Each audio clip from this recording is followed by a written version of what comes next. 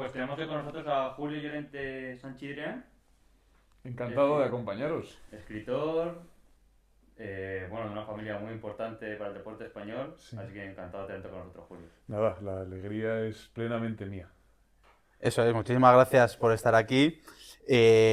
Vamos a presentarle un poco más. Él es escritor, es periodista, trabaja en una universidad aquí importante de Madrid, luego trabaja en medios de comunicación muy importantes como la COPE y 13TV.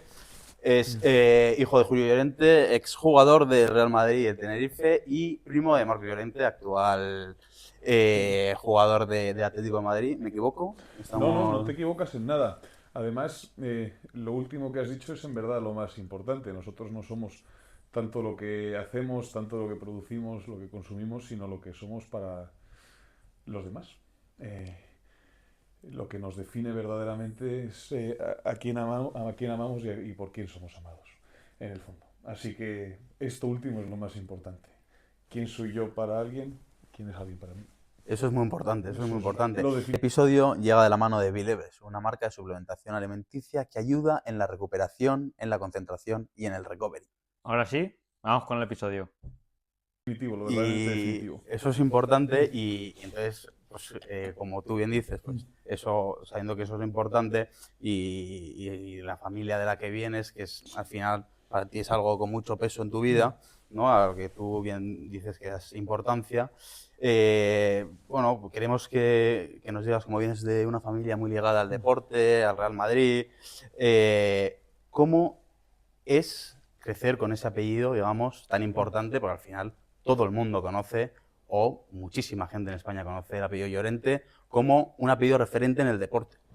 Sí, es verdad que habéis elegido quizá al menos representativo de la familia, porque em, mi padre, mis tíos, buena parte de mis primos, eh, mis tíos abuelos practicaron deporte profesional y yo no lo he hecho. Y Soy lo algo así. practicaron bien, además. Y lo practicaron bien, sí, sí. Eh, muchos en primera división de fútbol, muchos en primera división de baloncesto. Yo soy algo así como la oveja negra como la oveja negra de la familia. Entonces mi relación siempre ha sido por eso eh, un poco conflictiva. Conflictiva porque yo he seguido un camino distinto al marcado. ¿Y qué sientes cuando naces en el seno de una familia tan singular? Porque es una familia singular, es una familia anómala, es una familia eh, inhabitual, que pongamos, de los 5 hermanos, de los 4 hermanos que tiene mi padre, 4 incluyéndole a él, se dedicasen al deporte profesional, es verdaderamente Sí. anómalo. Pues en mí eh, se entreveran el orgullo y el desconcierto. El orgullo por pertenecer a una familia así y el desconcierto por lo anómalo que es. Probablemente el único orgullo verdaderamente sano es el que sentimos por las hazañas, por las singularidades, por los logros de los demás, no por los propios. Y lo que uno siente, lo primero que uno siente cuando nace en el seno de una familia así es orgullo. Orgullo, admiración y una cierta reverencia. Muy bien. Tu padre, bueno, estuvo en el Madrid, en el Tenerife. Entonces, yo quiero que nos cuentes cómo es tu relación con tu padre y qué momentos has vivido con él tanto como futbolista como cómo es tu relación ahora con él. Sí, bueno, es una relación normal, diría, entre padre e hijo. Eh, yo es verdad que no recuerdo a mi padre como futbolista. Cuando yo nací, él ya estaba en el final de su carrera, quedaban 2 o 3 años como deportista profesional, no tengo recuerdos suyos. Sí los tengo eh, jugando en el jardín de la urbanización, sí los tengo durante el verano cuando nos dábamos pases en largo eh, a mí de pequeño me gustaba ser portero cuando él me tiraba eh, a puerta para que yo me luciese. Y siempre he percibido que es una persona que ha vivido el deporte.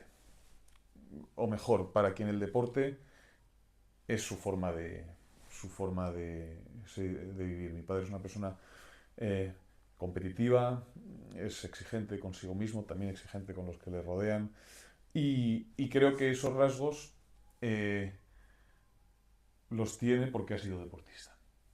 Y porque incluso tras retirarse del fútbol ha vivido como deportista. Un deportista además que ha aspirado siempre a la excelencia. A quien Dios quizá no concedió el mayor de los talentos, él siempre dice que fue un obrero del fútbol, eh, pero que se afanó en jugar bien, en ser competitivo, en superarse cada día. Eh, lo que me ha enseñado mi padre es precisamente eso, perseverancia en el esfuerzo y deseo de excelencia. Importante conocer estos valores que también definen un deportista, porque, bueno, está bien tener habilidades futbolísticas muy buenas, pero si no tienes esos valores, al final poco vas a poder triunfar en la vida, ¿no? Entonces, explícanos un poco, si puedes, cómo te ha inculcado tu padre esos valores para luego tú ponerlos en práctica en todos los ámbitos de tu vida, y luego también preguntarte cómo ha sido el hecho de que tú, oye, al final hayas tomado tu camino desligándote del fútbol y centrándote en lo que tú querías ser, ¿no? Que nos expliques un poco, oye, decir, es verdad que mi familia, yo tengo una familia de mucho deportista, pero yo quiero hacer mi camino, voy a hacer esto y voy a conseguirlo. Sí, sobre lo primero, y por ligarlo con la pregunta, con la respuesta anterior, decía que es precisamente esa aspiración a la excelencia, ese perfeccionismo, que no se aplica, que no es aplicable solo al deporte, sino a todas las facetas de nuestra vida, incluso las que no son incluso las extralaborales, por decirlo así, a las extraprofesionales. Eh, Uno aspira a amar de modo excelente, uno aspira a servir de modo excelente. Es lo que los griegos designaban como arete. La arete debería ser la aspiración última del hombre. Eh, Aspiramos a vivir conforme a lo más divino que hay en nosotros, es decir, conforme a una excelencia. Eh, y eso en mi carrera profesional ha sido determinante. Cuando eh, leo un texto mío y me irrita su imperfección, cuando vuelvo a escuchar una intervención mía en la radio y me irritan mis titubeos, me irritan mis muletillas. Creo que todo eso, esa exigencia conmigo mismo, que a veces es corrosiva, se la debo a mi padre y ese afán constante de superación, a esa perseverancia, por decirlo de alguna manera, en la, en la virtud. ¿Cómo has tomado tú tu camino Ah, sí, desligándote en del una fútbol? familia, sí. Eso es. Y bueno, mi padre siempre dice, siempre repite que yo tenía aptitudes para jugar al fútbol y para jugar bien. Eh, el problema es que las malbaraté, las desperdicié. Seguí otro camino. Otro, A mí me gustaba beber cerveza, sí, bueno, me prefería una conversación filosófica antes que un partido de fútbol, aunque disfruto mucho jugando al fútbol. Y seguí otro camino, a veces con la sospecha, deshonraba a la familia de que despilfarraba una herencia, un legado, claro, eso también pero, queríamos saber, pero al ¿no? final me di cuenta de que el legado no consistía tanto en el qué como en el cómo, lo que hablábamos Sí, antes. muy importante. Habría despilfarrado el legado, o despilfarraría, todavía es posible despilfarrarlo, habría eh, violentado la memoria, vamos, el legado de mi padre, si no me afanase en hacer lo que hago con excelencia. A mí me parece sorprendente, incluso me gusta que alguien, porque claro, alguien ser futbolista para cualquier niño es algo impensable, algo que todo niño sueña ser, y que tú que lo tuvieras al alcance preferías ser escritor, tener esos temas filosóficos, aunque te gustara el fútbol, y Sí. teniendo la facilidad que otros no tienen, y eso ir tu camino, y es lo bonito también de la vida, que no te Bueno, inculquen. sí, o sea, cierta facilidad, porque en el fondo, aunque uno sea hijo de un futbolista, se encuentra con las mismas dificultades. O sea, uno llega a ser futbolista de élite, entiendo, no lo soy, pero por lo que me cuenta mi padre, por lo que he hablado con mi primo Marcos, por lo que cualquiera puede intuir, llegar a ser un futbolista de élite es difícil. Es difícil, hay mucha Exige competencia. mucha renuncia, exige mucho sacrificio. Sí. Quizá cuando, mi padre siempre dice, cuando mis amigos se iban a la discoteca, yo me recogía, porque al día siguiente tenía que entrenar y no me podía permitir una noche de copas. Sí. Entonces, sí, cierta facilidad, pero claro, ningún atajo. La renuncia, el sacrificio. Al final, ¿qué fue lo determinante? Supongo. Tampoco hubo una elección consciente. No es voy a elegir entre dedicarme a las letras o dedicarme al fútbol. No.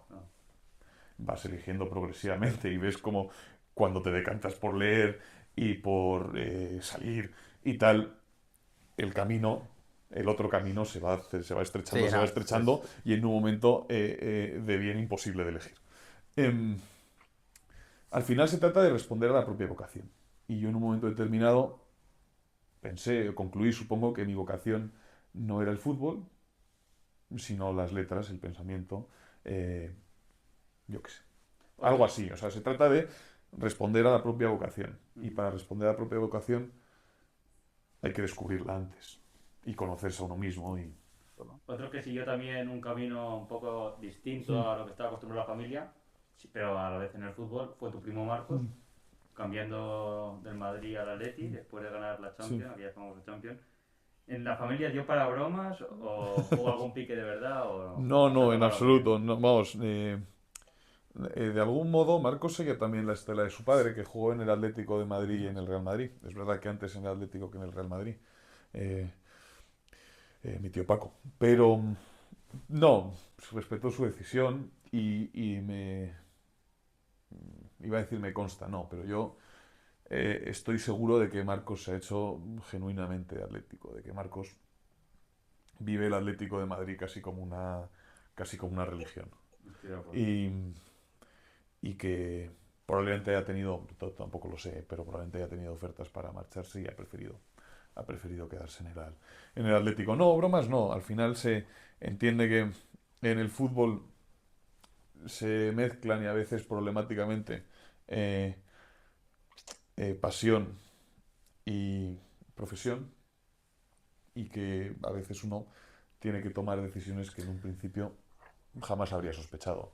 Mi primo fue del Real Madrid, era del Madrid y tuvo que defender, tuvo que fichar por el Atlético de Madrid en un momento determinado de su carrera y ha vivido el Atlético de Madrid como quien más. Y como no, se respeta, sobre todo siendo familia, Exacto. no se va a decir lo contrario. Yo he de confesaros que me he hecho del Atlético de Madrid y además tengo la fe del converso, ¿eh? O sea, soy ardientemente del Atlético de Madrid y he descubierto otra manera, no de entender la vida, sino de estar en la realidad, de estar en el mundo. O sea, yo era del Madrid y Y ahora ahora soy es curioso furibundamente eso. atlético y Luego, furibundamente antimadridista, ¿eh? O sí, no, sea, he desarrollado... luego vamos a Sí, entrar un poco en esto y te sí, preguntaremos sí. las razones, ¿no? Pero siguiendo un poco con el tema de Marcos también, vemos noticias, muchas noticias de que al final Marcos habla muchas veces de temas polémicos, se mete en temas de salud, Sí. porque tiene un altavoz que igual, bueno, hay gente que lo ve que lo usa de una manera dañina, ¿no? Podría ser.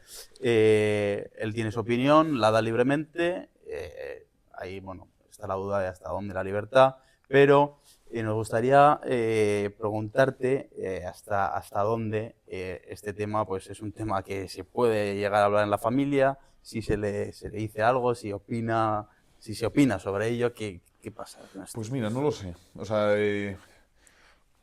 no sé si se habla, o sea, por seros plenamente sincero, nuestra familia se junta de vez en cuando, pocas veces.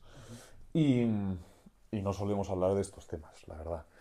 Em, Quizá con mi padre lo pueda hablar. Mi padre lleva también las gafas amarillas y Sí, ¿no? las... Yo tengo varios No, amigos que también le Sí, llevan y sí, dicen que les funciona que realmente sí, funciona, bien. sí, claro. mi padre asegura que funcionan. Yo, como veis, no las uso. Es verdad que ahora no sé si tendría que llevar gafas amarillas, no, porque no hay luz artificial, ¿no? Todo es luz natural, No, entonces no, ahora no, no. no Eso, tendríamos que llevar gafas de ningún tipo. Em, Uno puede pensar lo que quiera sobre las opiniones de Marcos. Sergio, yo creo que nos está faltando algo en este podcast, ¿no? No sé, ¿eso es porque no estás tomando aceitunas a lo mejor? Pero serán serpis, ¿no? Yo solo como lo mejor. Pilla, anda. Vamos a tomar una. Uf. Yo sí diría que, por un lado, están fundadas, o sea, Marcos ha tratado de formarse un criterio. O sea, lo que dice no lo dice a la ligera. Serán erróneas, verdaderas o falsas, equivocadas o acertadas, pero Marcos por lo menos ha formado su criterio. Se Ha informa, leído, se ha informado, exacto. Y luego, por otro lado, tampoco se le puede negar cierto coraje. Dice lo que dice, sabiendo que lo que dice va a ser acogido ya no con suspicacia, sino con hostilidad. Y eso exige cierto coraje.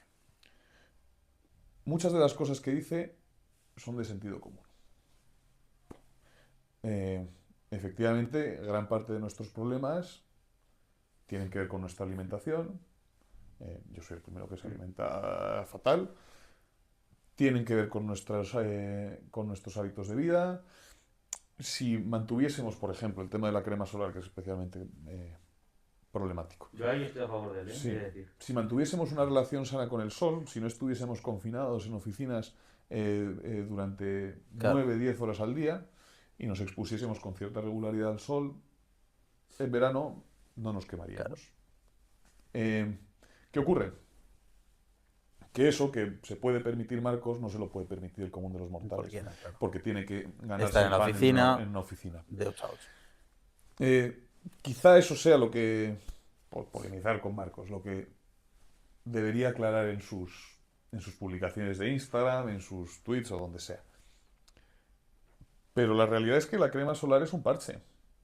Si mantuviésemos una relación ordenada con el sol, si nos expusiésemos al sol un par de horas al día, yo eso sí lo hago, alimentarme bien no, pero exponerme al sol sí. En verano no nos quemaríamos.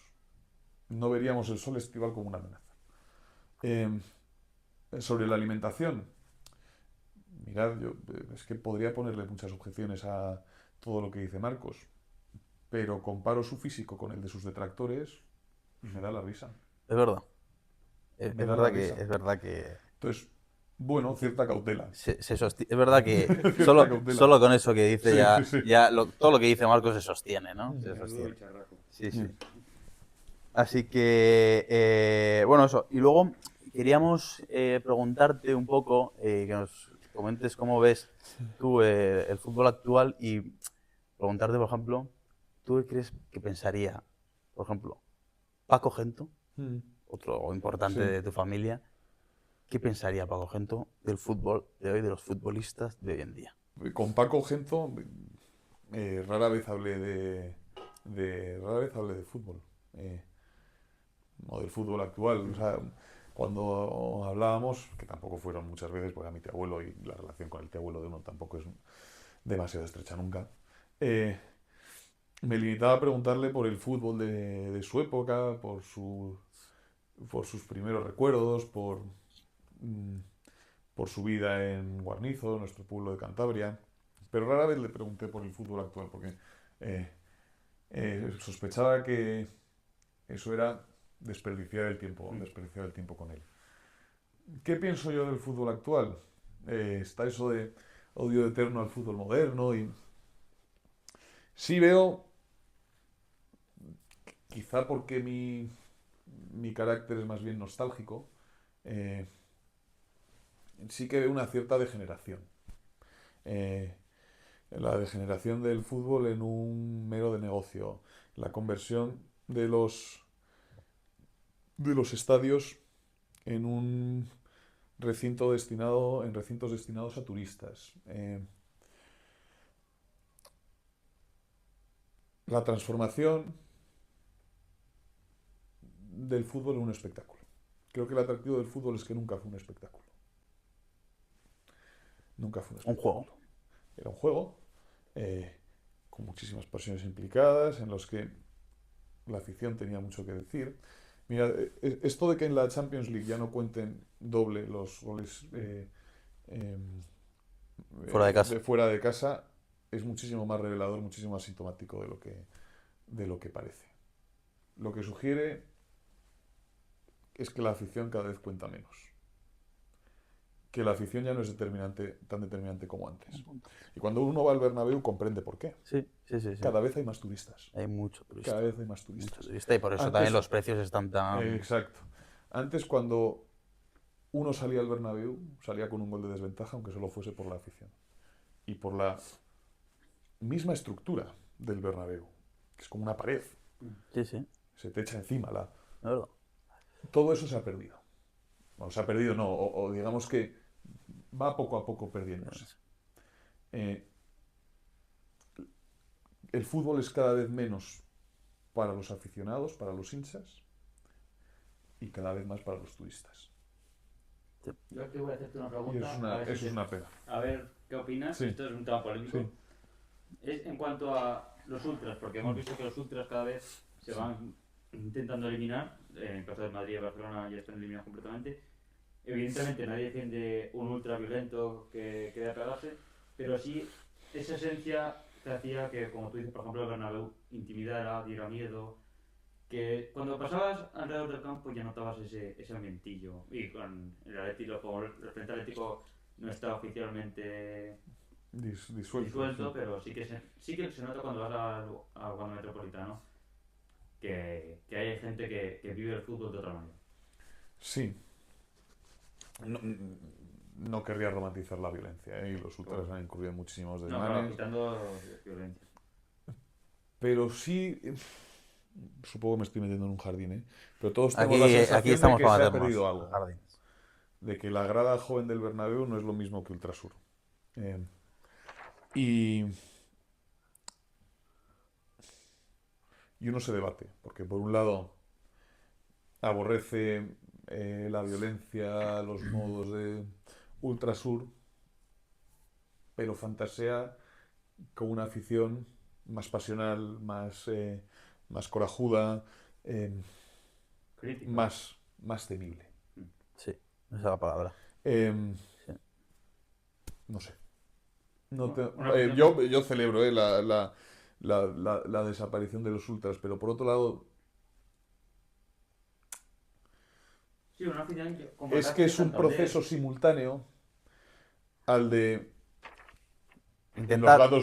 en los grandes clubes, quiero decir, al de turistización. Sí. Perdonadme Intentar el también palabra buscar un equilibrio, ¿no? Exacto, sí. Entre si que desaparezca del todo, o que sigan, o que, bueno, Sí, un así... ejemplo de ellos, para mí la mejor afición ahora mismo que me gusta de España, la del Racing de Santander. Es una buena afición, sí. Muy No buen ejemplo. tiene unos ultras claros políticamente, de hecho no ves banderas de ningún hecho político, y allí cuando acaba un partido está el estadio entero dando botes. Eso es lo que me refiero. O incluso en el Metropolitano, el ambiente del Metropolitano no depende del Frente Atlético. Claro. Eso... No depende del Frente Atlético. Sí. No sé, es una pregunta difícil. Bueno, también te agradecemos que te posiciones y que te metas de vez en cuando a un jardín, ¿no? Sí. Que también para eso estamos, ¿no? Queríamos tratar un poco también la relación de a lo que tú dedicas, realmente el periodismo y el fútbol, y que nos des tu opinión de si a día de hoy se informa bien, cómo está el mundo del periodismo deportivo, hay que creerse todo lo que uno ve, no, hasta qué punto, las fuentes, cuán importantes son las fuentes, a quién creerse de verdad, ¿no? Entonces, que nos dé un poco tu opinión y bueno, es un tema al final que hoy en día es importante, ¿no? Iba a decir que en este tema veo los toros desde la barrera, pero en realidad los veo desde la andanada, porque ni ejerzo el periodismo deportivo, ni recurro habitualmente al periodismo deportivo. El fútbol, bien, escucho de vez en cuando el partidazo de COPE, Claro. bien, escucho tiempo de juego cuando voy en el coche, bien, pero no leo periódicos deportivos, no veo el Chiringuito, también habría que preguntarse si eso es periodismo. Claro. Es una pregunta legítima. Entonces, yo creo que el periodismo deportivo atraviesa una crisis muy semejante a la del periodismo generalista, que en realidad viene motivada por una incertidumbre económica. La época de bonanza de los medios de comunicación pasó. Eh, ya no mueven las cantidades de dinero que movían antes. Los tertulianos ya no cobran tantísimo como cobraban antes. Y de algún modo, supongo, ya os digo que veo los toros de la andanada, el periodismo deportivo está tratando de encontrar su lugar. Un lugar que sea rentable. En este contexto, la solución fácil es el clickbait, Sí. El espectáculo por el espectáculo, la exaltación de las bajas pasiones de los... El show, por decirlo con se ha un convertido anglicismo. en un show, sí. Y el camino de la información veraz, de la discusión sosegada, del análisis, es más arduo. Quizá pueda tener éxito, pero es más exigente, es más difícil. Y el periodismo deportivo, como el periodismo generalista, tiene que afrontar eso, la seducción del éxito inmediato, la seducción del clickbait y de todo lo que os... Importante. De todo lo que Es os importante el comentaba. mensaje también. Se trata de sortear esa seducción, de evitarla, o de evitar caer en ella, vamos. Comentábamos en el primer episodio con Fernando Evangelio que un paso que está dando la radio es hacer cosas como, por ejemplo, que ahora en la tele puedas poner los comentaristas de la COPE, porque es verdad que muchos hemos crecido escuchando a Pepe Domingo Castaño, a Maldini, muchos comentaristas, pero es verdad que la radio hace unos años iba para abajo y ya ningún joven lo escuchaba. Entonces, ¿crees que esas medidas pueden hacer resurgir otra vez la radio? ¿O que ya nunca va a llegar a lo de antes? Fijaos, mirad, o sea, de los medios de comunicación tradicionales, la radio es probablemente el que mejor resiste a los desafíos del tiempo. El oyente de radio está mucho menos envejecido, que el espectador de televisión, que el televidente o que el lector de prensa. ¿Quiénes de nuestra generación leen periódicos en papel? Incluso ¿quiénes de nuestra generación leen periódicos digitales? ¿Cuántos de nuestra generación se sientan a ver la televisión?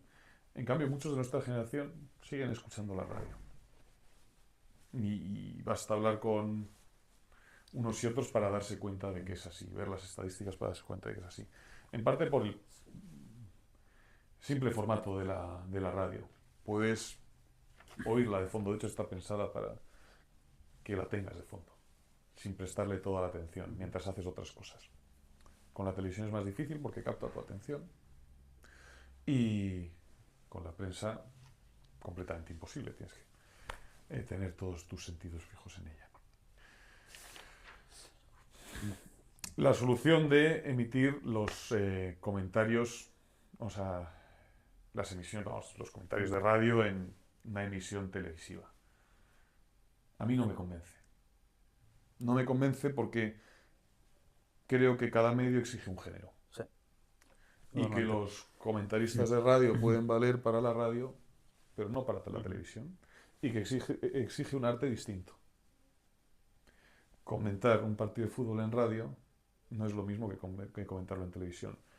Pongamos un ejemplo concreto. ¿Cuántas veces, oyendo un partido por la radio, habéis tenido la sensación de que una jugada determinada ha sido peligrosísima y luego la ves en una repetición y dices, pero si era un tiro que estaba claro, Totalmente. que no iba a ninguna parte? Totalmente. Muchas. Pasa mucho. Si ese comentario, si esa narración, si hubiese dado en televisión, todos la habríamos considerado hiperbólica. Claro. Y en cambio, la juzgamos pertinente para la radio. Exactamente. A mí no me convence porque son medios distintos. Claro, Como claro. son medios distintos, exige un género distinto. Es un buen ejemplo. Sí. Pero bueno, nunca había pensado, estoy respondiendo sobre la marcha. No, ya, no, pero eso muy sí. bien explicado, la verdad. Una pregunta más sobre periodismo, porque me ha llegado que tú, no es periodismo exactamente, es, como tú has dicho, crear un libro. Sí. Has escrito el prólogo de un libro llamado Cancerberos, No, lo he editado. He editado el editado. libro. Lo edité. Un libro espléndido sobre porteros de fútbol, sobre el drama de los porteros de fútbol, escrito por un autor sevillano, José María Contreras Espuni, publicado por Ediciones Monóculo, que es una Todos a editorial que fundé comprarlo. yo con unos amigos hace unos años. Y es un libro maravilloso sobre la figura del portero de fútbol, que es una figura muy curiosa. José María niega que el portero de fútbol sea futbolista. Sé que es de una especie distinta. Dejamos aquí, Sí. si alguien quiere leer el libro, que nos lo recomienda Julio, que seguro que es bastante interesante.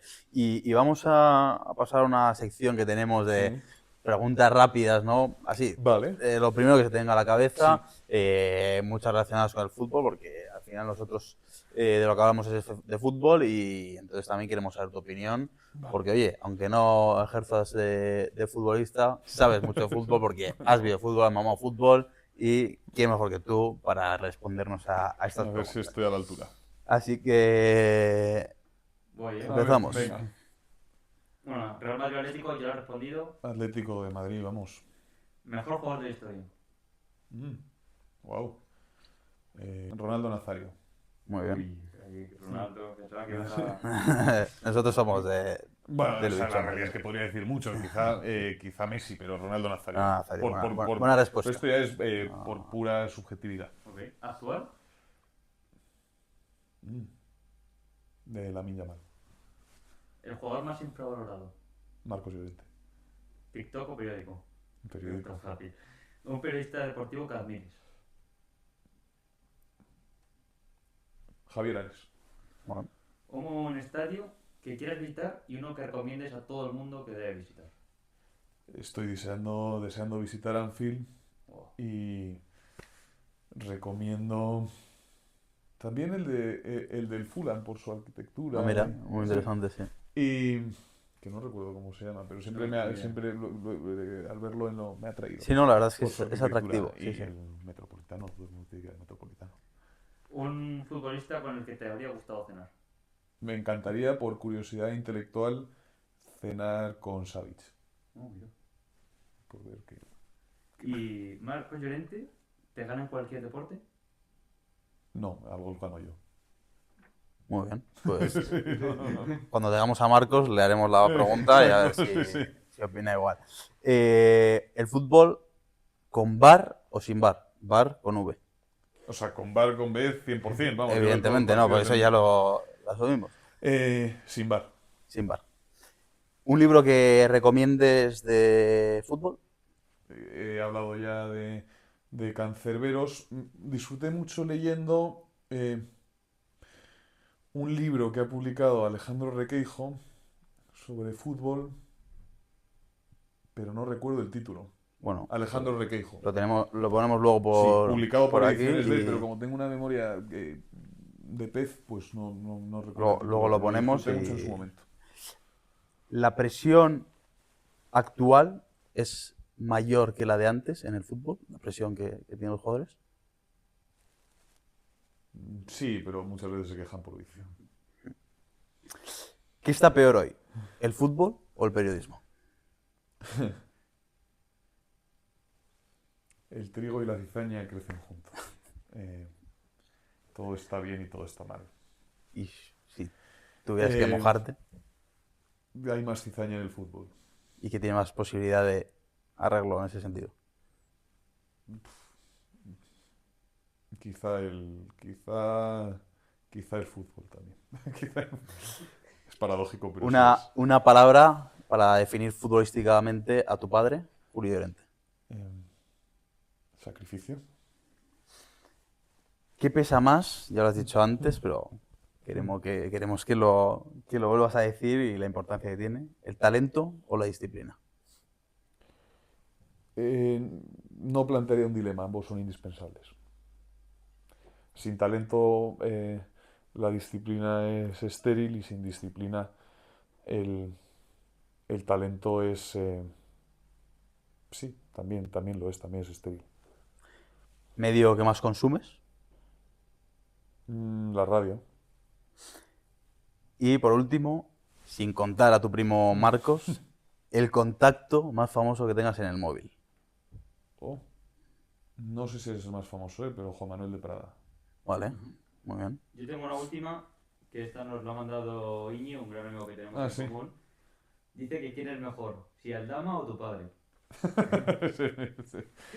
Que un amigo mío que era de fácil fascinación sostenía que un compañero nuestro de clase que jugaba muy bien al fútbol era mejor que mi padre.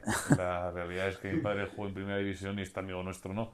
Entonces tengo que decir Pues ya que mi está, padre. la respuesta fácil, ¿no? Muy bien. Y por último ya queremos, de lo que has visto tú, sabemos que te gusta el fútbol, que ves fútbol, queremos que nos des, con las preguntas que te vamos a hacer, que definamos tu futbolista perfecto, ¿vale? Vale. Entonces, vamos a intercalar preguntas entre Sergio y yo. Empiezo. La pierna izquierda de... David Silva. La pierna derecha de... Ronaldo Nazario. El remate de cabeza de... Cristiano Ronaldo. Velocidad. Marcos Llorente. Visión de juego de... ¿Qué he dicho? Silva. Ozil. El último pase. Ya he dicho Silva y Ozil.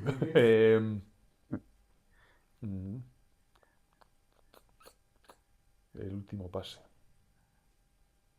Silva. Regate. Yamal, Lamine Yamal. La personalidad. Xabi Alonso. Liderazgo.